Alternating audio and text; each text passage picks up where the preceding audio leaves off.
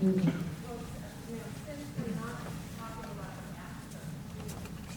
Apologies, everybody. If you just give us a second to go through our presentation, the faster we are done, the more time we have to hear you. I hear the question about the schools. Thank you. Please, ma'am, please. Yes. We will work on getting you that before the end of the evening. For now, Dr. Greenberg. Okay, I'm going to be brief. I understand people want to make comments and ask questions. Let me say, because everyone's concerned obviously about community safety, and we've opened up interim housing sites in Half Moon Bay and in Mountain View during the pandemic. We're opening up 240 doors in Redwood City, and people are rightfully concerned about safety outside of the program. And we get called into libraries and into parks so often, and we understand that people don't want the unhoused in libraries all day long and bathing in libraries and in parks all day long. And what we're trying to do is give people a place to go during the day so that they aren't in front of storefronts and libraries and parks. Our facilities are staffed 24 hours a day. There's always a minimum of 2 staff on. Would be about 24 full-time staff at the program. Our single adult sites get upwards of 1,000 volunteers from the community a year. Teens, parents, families, serving food on the weekends. We try to integrate the community into our programs. So we really make an effort to make it not only a safe place physically, but to feel like a safe place, so people don't have to watch their back, whether they're our residents or clients, or staff, or our large cadre of volunteers. Next one. Thank you, Dr. Greenberg. The other concern that you raised was related to the impact on your property value. So one of the benefits that we have of working in the county is we have a really good relationship with the assessor's office. So there's a couple of reports that I can share with you, and I'm sure you all will find an alternative report that says the exact opposite, which is that it will have an impact. What we have found is that there is no impact, or there's no correlation in real estate values, and the words that we take from the assessor's office is they're the ones that assess the value of your property, and they have found that there is no impact.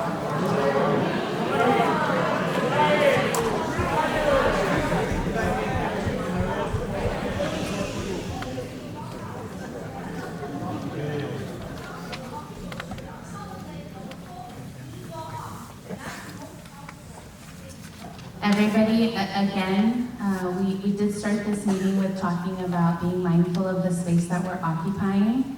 We definitely don't want to end the meeting in a way. We want to listen to everybody. I received a phone call today from one of your neighbors who asked me to read her email that she sent to me and did not want to disclose her email address in fear of people coming and being mean to her because she's supportive of the project. We're here trying to provide you with an impartial and responding to your questions, so please bear with us. We're almost done with our presentation, and then you'll have 1 minute each, up to 8 o'clock to share your thoughts. Next slide, please. One more. The next area that you asked about was information on similar locations. I'm gonna welcome Heather Griffin from Life Moves to talk about her Mountain View site. Hi, good evening, everybody. I am going to read a lot of this slide to you all because I understand that it's hard to read, and it does give specific data to one of the projects that we currently run, which is our Mountain View interim housing location. So this project that we currently operate serves 120 units and 124 individuals. So we have some families and some singles in combination at that location. It is state-of-the-art modular units. We got really creative to make sure that we could create supportive spaces in combination with living spaces where every individual has dignity. So they each have their own private unit. It enters with a lockable code that they have. So it creates something that is unique to them where they can have safety. We do provide on-site laundry. Kitchen and meal services, there's a community room where we do programming and therapy and group workshops. We also invited our volunteers that Brian talked about to do things with our folks who live there. We have dog kennels and other outdoor areas for general space. We also, like I said, have a large portion, over 30% of this property is dedicated to our supportive service spaces. So those are the 22 staff that we have listed up on this screen. That's an associate program director, case management, housing support specialist, children's support specialist. So again, I said that this project serves families, which means that we have a special staff person dedicated to ensuring that those children are enrolled in school, have trauma-informed care, and can navigate some of those social difficulties from being unhoused. We also staff that project with a licensed vocational nurse. So a lot of our unhoused community, those older adults, have issues from being unhoused that are compounded by that situation. So we make sure that they get back on track to connecting with primary care and receiving medical treatment. We also bring in volunteers in the form of students. So we have Masters of Social Work students and behavioral health students, pre-doctoral, who provide on-site therapy for those suffering from mental illness and other kind of trauma-related histories based on their experiences in life thus far. Just some statistics about what this project did in its first year of operation. We served 312 people last fiscal year. And that has contributed overall to 43% decrease in the unhoused population in the city of Mountain View. And I think that's really important when we're talking about the impact of community. I also want to point out some of the numbers that you guys had asked for in terms of like, well, what's that safety response? What are the issues, right? There's this discussion of how it impacts crime numbers. And so those are listed in terms of how many emergency responses we have had at this location. And so in that first year of operation, we had 33 medical responses from police.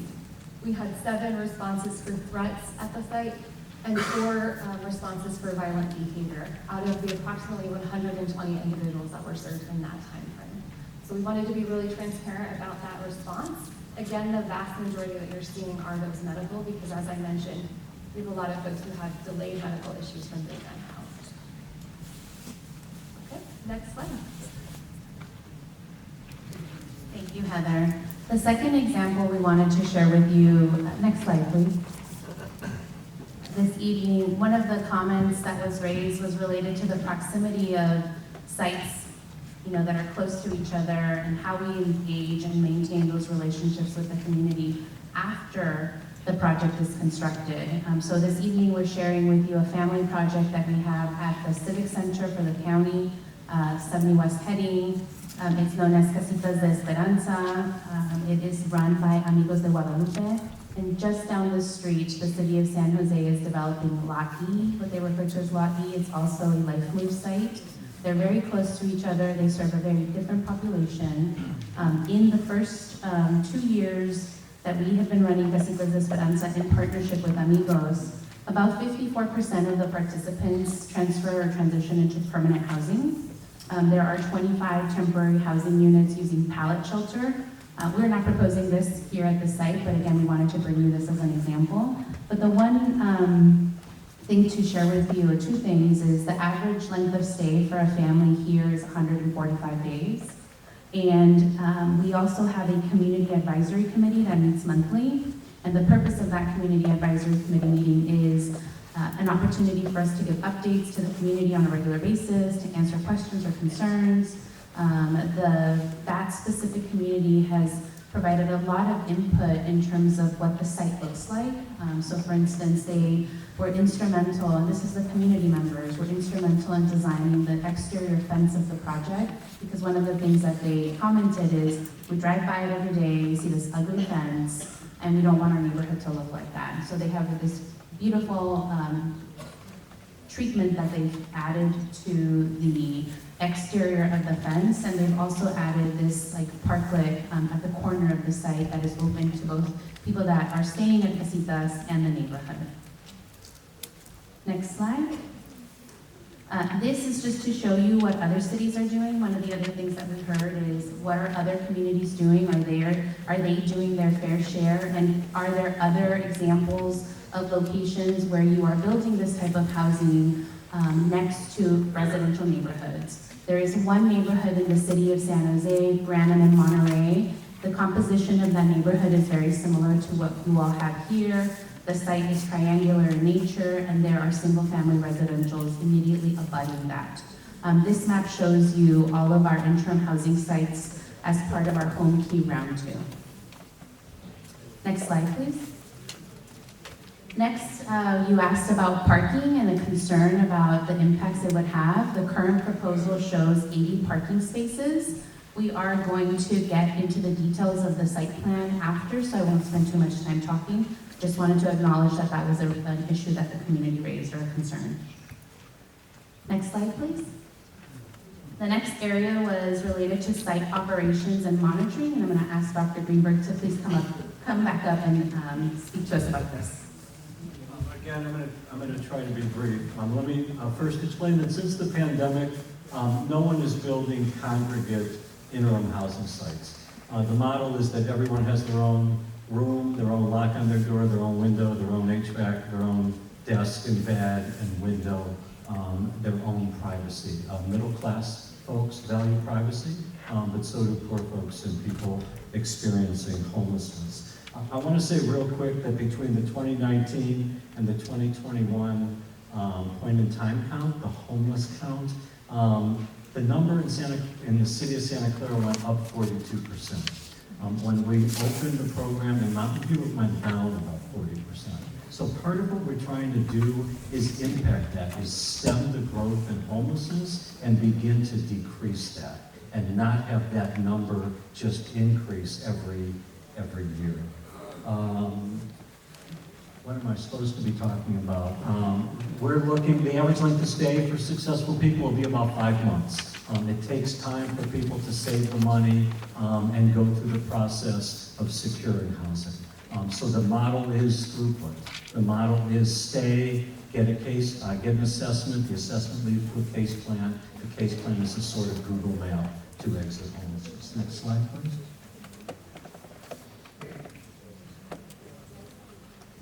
So the proposal is 124 units, all with in-suite baths, each unit serving a single or couple, most of them single adults. Again, ADA compliant, stairways and elevators. The sites are, they're comfortable for our staff, they're comfortable for the clients, and they're comfortable for our groups of volunteers. They're very thoughtful. The new modulars are really intentionally and beautifully designed. Next slide, please. That is the site plan. I think we can go past that in the interest of time.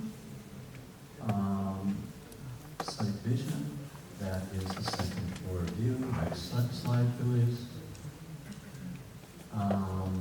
That's exterior rendering, view from Lawrence Expressway. Next slide, please. That's the view from Benton Street. Thank you. Next slide, please. That's the entryway, exterior rendering. Next slide, please. And that is the view from the creek. That's, I believe, an existing fence. If it's not, it's a fence that would be built. Next slide, please. So the standard unit has a kitchenette, an in-suite bathroom. They're very small. They're what in San Francisco is called micro-housing. They're very small, but people are grateful for the opportunity to be off the street. Next slide, please. Can we go back just a few slides? Maybe 3 more. One more. I think people were trying to take a picture of the site plan. There we go. I think people were trying to take a picture of this. This shows the orientation of the parking, the structure, and then in the center is the community space where the services that Heather and Dr. Greenberg spoke about, all of that would happen on site.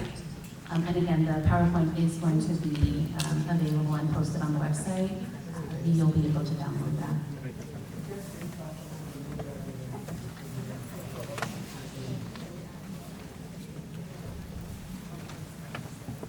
Sure. There's been a lot of comments about low barrier entry.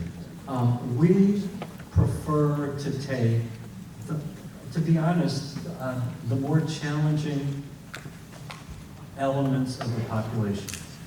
We find that law enforcement it's safer for law enforcement, it's safer for the community if when they need to interact with the population, it's in a clean, well-lit place with social work staff assisting and not in an alley or in front of a storefront. So we prefer a low barrier, if people that can be safe in the communal aspects of the community, we prefer that. So low barrier entry in terms of pets, low barrier entry in terms of how long you've been homeless. If people are on probation or parole, a place for the probation or parole officer to meet with that person, a place for the person to be linked with health care. Let me say also that although it's for people experiencing homelessness in the city of Santa Clara, it's the county who prioritizes those people.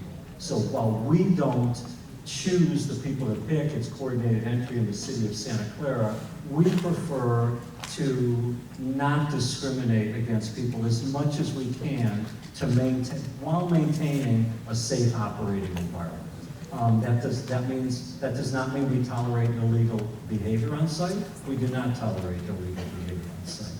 But we do try to be low barrier. It doesn't do anyone any good if we're cherry picking from among the population and taking in the easiest to serve.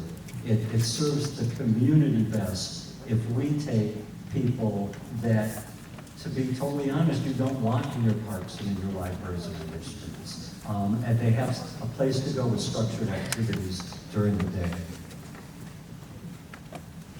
Thank you, Dr. Greenberg. Can we advance to slide 35?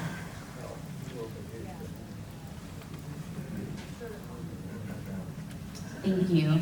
That concludes our presentation. We are working on getting the number and seeing if there's a way we can share the map with you while we listen to you as well. Just a few ground rules, again, taking the cue from the pastor who kicked off the meeting for us, is please share your experiences. We want to hear the local concerns and respect each other's experiences. We have our staff, Lily and Colleen. We ask that you raise your hand if you want to speak. We are giving folks 1 minute because there are so many of you and we only have about an hour. So please be mindful. They will